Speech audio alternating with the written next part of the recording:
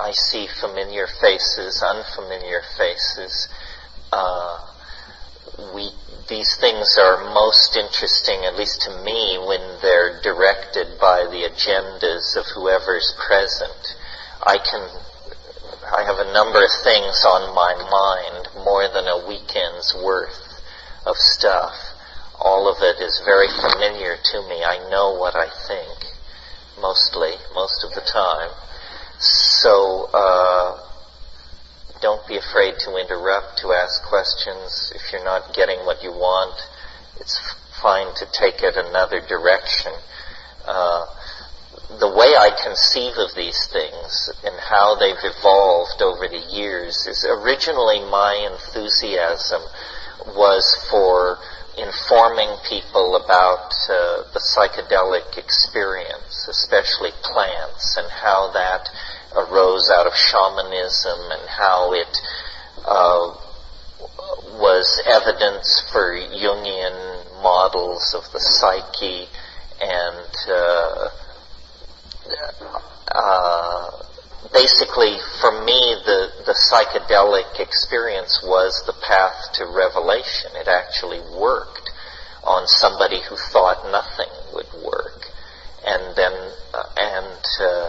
that's still a large part of what gets talked about in these weekends, simply because there's an endless crop of new people who are interested in using these botanical materials for purposes of self-exploration, and doing that safely, sanely, and in a fully aware manner involves coordinating a lot of detail: botanical, chemical, ethnographic, geographical, evolutionary, biological, pharmacological detail, which we can spend as much time on as the group will tolerate.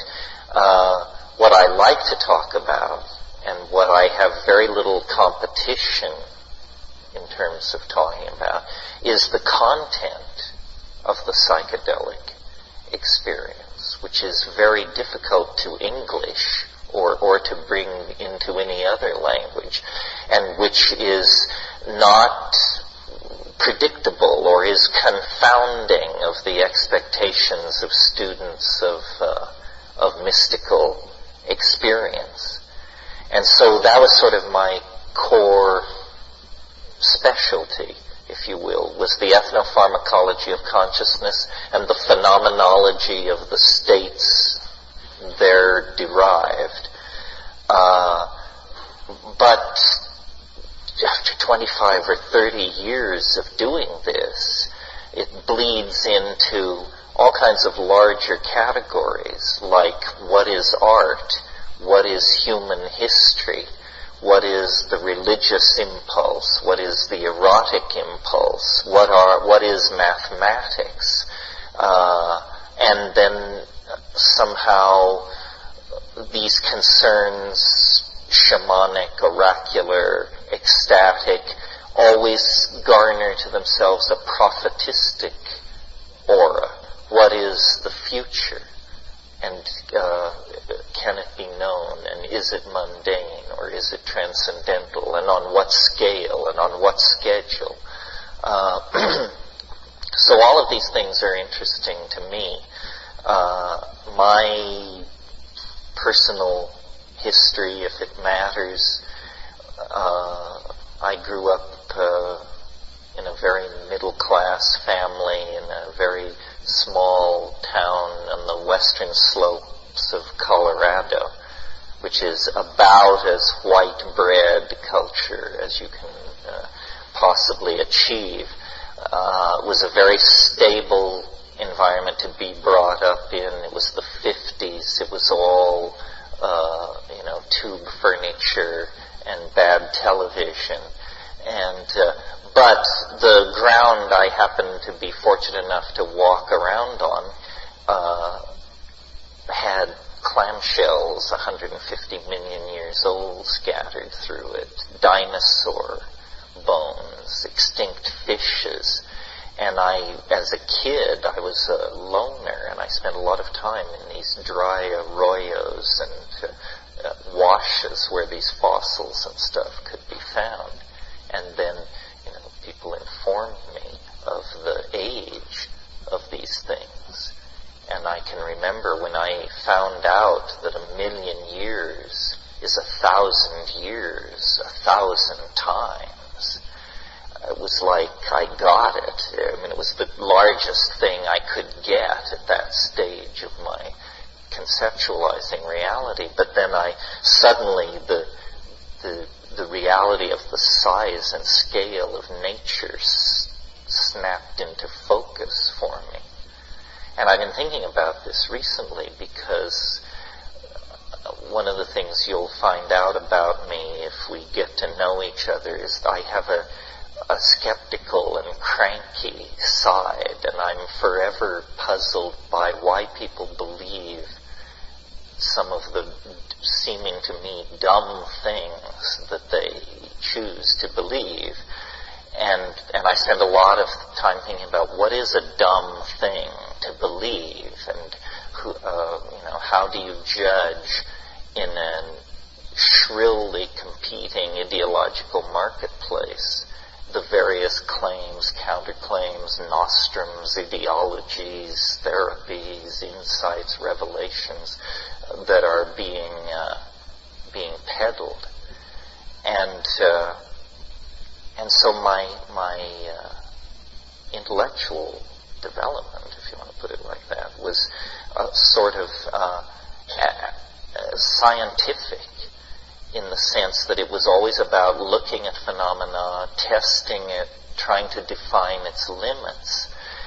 The strange thing that happened to me, because I guess I eventually became involved with psychedelics, was this method of testing, demanding proof, never taking anything for granted. Normally what that does is it deflates reality. It flattens it. It makes it industrial and existential and post-romantic and horrifying. But in my case, it didn't, because psychedelics are actually a kind of miraculous reality that can stand the test of objective examination. I mean, in other words, there's nothing woo-woo about it. It has to do with perturbing states of brain chemistry and standing back and observing the effects they're wrought thereby. And it's extremely dependable. And from a medical point of view, it's extremely safe and non-invasive. I mean, one of the paradoxes of pharmacology is that the substances which most dramatically affect the mind do so at tiny doses and with very little sequela. This is extraordinary. I mean, it's almost as though the mind, in this case, is a phenomenon very different from the body, where, to achieve major effects in the body, often massively invasive procedures or large doses of invasive chemicals have to be used. Someone once said to me, referring to LSD, that if you wanted a picture at the molecular level of the power of LSD, imagine an ant that can rip the Empire State Building apart in 30 minutes. One ant. In terms of the scales and the sizes of what's going on, that's a reasonable analogy to the power of LSD. So I explored all kinds of fringe areas when I was a kid, magic and telepathy and Ouija boards and various invocations, some of which interrupted my career as an altar boy. Couldn't have it both ways, it turned out. And one by one, these things fell, in the same way that as you go through life, you close the door on Santa Claus and the Easter Bunny and so forth and so on as you move along toward adulthood. But then I discovered that the psychedelic dimension seemed to be an exception, that it was as though the tidy world of European positivist culture derived from Calvinism and Greek science and so forth and so on had this umbilical point, this place where it was all tied together. And if you untied it completely deflated, and you were left staring into something analogous to William James' description of an infant's world. You were left staring into a blooming, buzzing confusion. Well,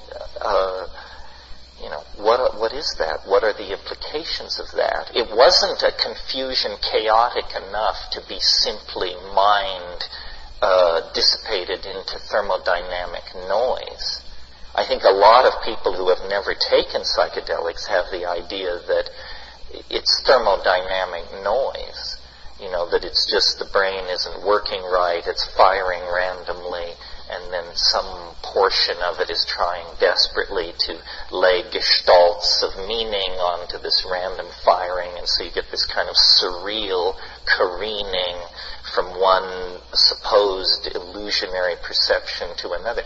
Anybody who's taken psychedelics knows this is not a very apt or cogent description, that actually these things reveal scenarios, modalities, hierophanies of emotional and poetic power that are very emotionally moving, and sometimes leave in their wake powerful ideas as powerful as any of the ideas that have moved and shaped civilization. So my motivation in talking about these things is that I do not say that this is the only path out of the mundane coil of blind casuistry and entropic degradation. I don't say it's the only path out. It's the only path I found. And I checked some of the other major players, but checking doesn't mean I exhausted them. I mean, perhaps yoga can deliver this. Perhaps Mahayanist metaphysics can deliver these things. Perhaps I was impatient or lumpen or simply not intelligent enough. But the good news about psychedelics is that they are incredibly democratic. Even the clueless can be swept along if the dose is sufficient.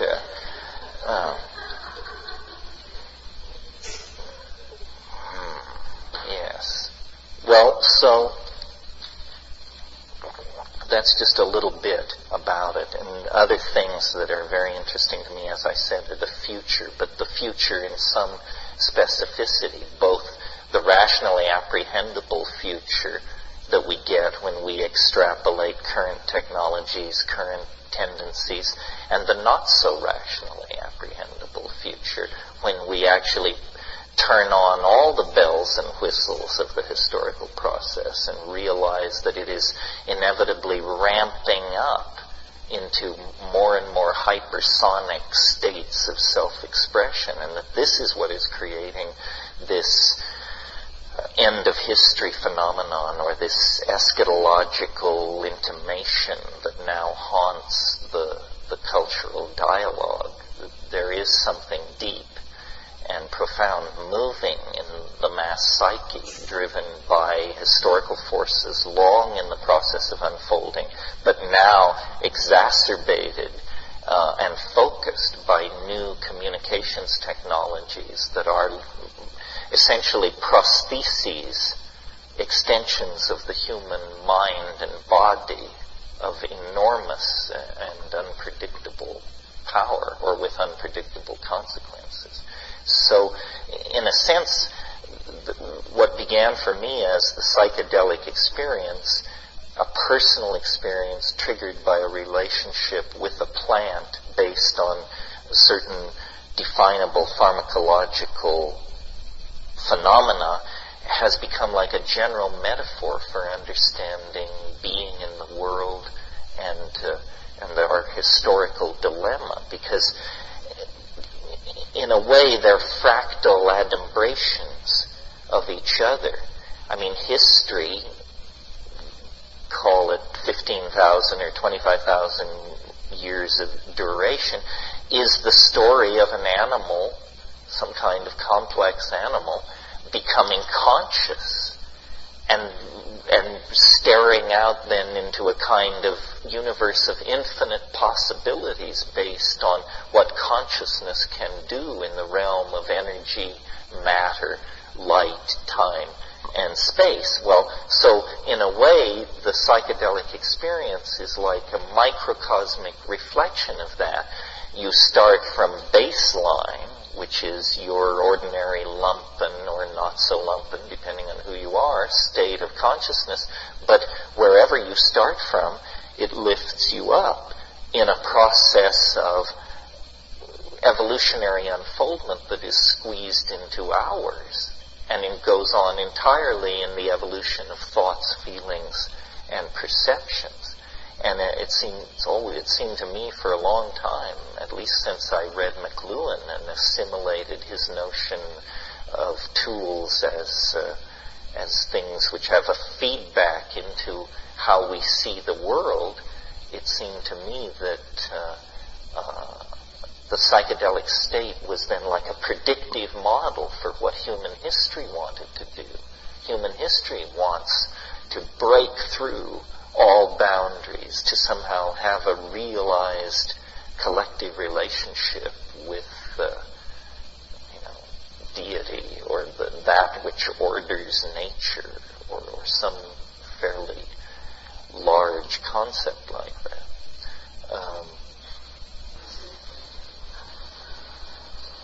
Yeah, the implications. It's all in the implications. It has to do with how much intelligence you bring to it at the beginning. You know, if there's no mind behind the retinal screen, then it's just pyrotechnics, mental pyrotechnics. But it's how much we can make of the phenomenon that makes it so rich. Well, you mentioned the gratuitous grace. This is based on a famous comment by Aldous Huxley. He was asked at one point, what is the psychedelic experience? And he said it's a gratuitous grace. And then he explained it is neither necessary for salvation nor sufficient for salvation. But it certainly makes it easier. You know, it's like an aid. It's a cul-de-sac. I mean, we can't suppose that it's necessary for salvation because too many people have gone from birth to the grave without it. But one has attained a very fortunate incarnation, I think, to be in a culture, in a place, in a time when psychedelic knowledge is available. And it's a kind of paradox that in our own time, meaning in the last 100 years, all this information has arrived in our laps as the hubristic enterprise of white man anthropology carried back all these medicine kits and mojo bags and sacred plants and so forth and grew them in university botanical gardens and kept the stuff in locked drawers. It was like a Trojan horse brought inside the city walls of Calvin's Troy. And, now the genie is out of the bottle. I'll have to restrain myself for these long exegetical comments on each person's... yeah. Yeah, I'm interested in all of this, too, the rising paranoia and what it means and how to come to terms with what I call the balkanization of epistemology, the fact that the world isn't, large groups of people no longer demand that the world even makes sense. They're operating on synthetic ontologies that have risen above the concept of mere sense. But, there's a whiff of fascism about that has to be fully deconstructed before we want to sign up. Yeah. Well, I have answers for all three of your questions, but it would take a while to unfold it. But as far as this last question is concerned, the official answer is because it came with the conquest. That the Stropharia cubensis, the Psilocybe cubensis, only prefers the dung of Bos indicus cattle. So it was so associated with the cultural genocide brought by the Spanish conquerors. And this is the same reason given why in Mexico, though there are, in the Mexican situation it's a little different. You actually have an indigenous population of native mushrooms, but you also have the San Isidro, the cubensis, but it's considered inferior when it isn't by any chemical index. So I think it's a deep association to the conquest is the only thing I can figure. The other thing may be, and this is that I gave you the official answer, then here's an answer based on my own experience. Though I know that some people combine harmine with psilocybin, when I have done it, it has scared the socks off me. It seems an unfriendly combination for me. Now, the way I did it was I took half a dose of ayahuasca and half a dose of mushrooms. Do not do this. If you must combine these two compounds, I think the way you want to do it is take a fairly substantial dose of an MAO inhibitor, either Pregamen harmala seeds or the Banisteriopsis, and a very light amount of mushrooms. But the 50-50 combination was one of the longest evenings I've ever spent. And if I seem not to be going to answer your other two questions in the course of the weekend, remind me, because, I'm keen to get to both of those. Yeah. Community and connection. Yeah, it's important for all of you to notice everyone who's here, because our agenda has triumphed so completely culturally that we can't tell ourselves from the rest of the population as we could in the 60s. So it's only at moments like this when we emerge out of the darkness and show ourselves to each other. And I will sail on to the next New Age watering hole or institute or whatever, but you should all realize that probably whatever you're looking for, someone in this room could help you out if you could but figure out exactly who it is and what it is you're looking for. Yeah. It's interesting that you mentioned the Kundalini thing, because those of you who've read my book,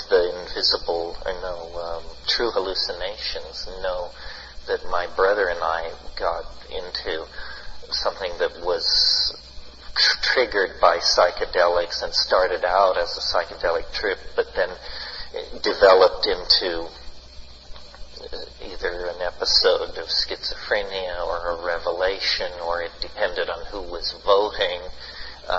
And this can happen. These things are, the path goes further than most sojourners wish to travel, I think. I mean, the power is immense. And once you find the way, it isn't a matter of, it can be overwhelming. Someone once said the yogin and the schizophrenic are divers in the same ocean, but one of them has learned how to use scuba equipment and the other is simply drowning. So the reason for the emphasis on shamanism and on other techniques is you will need techniques if you go into the deep water. make your life very simple and save you from unnecessary suffering. Not all suffering is necessary. Maybe no suffering is necessary. Yeah. Yeah, one of the things that I'm keen to talk to you about is, there are various models of the psychedelic experience, that it's the Jungian unconscious, that it's the ancestor world, that it's this or that. The one that I'm most struck by is it's the world of the Platonic ideals. It's a world very closely related to mathematics. And in a way, the shaman is a hyper-mathematician, not in that he proposes theorems and solves them, but that he perceives hyperdimensionally. And the magical power of the shaman, the power to predict weather, to tell where the game has gone, to cure, to have deep insight into social problems within the tribal group. All these so-called magical powers become completely understandable if you believe that the shaman actually attains a kind of hyperdimensional perception.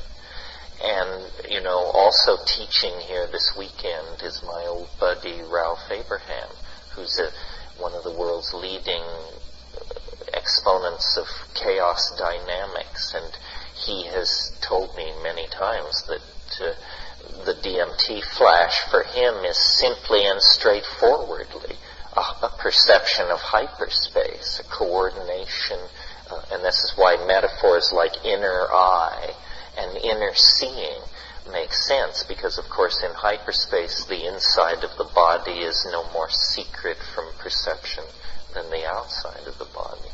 So, mathematics is one of the few things I still trust at this point.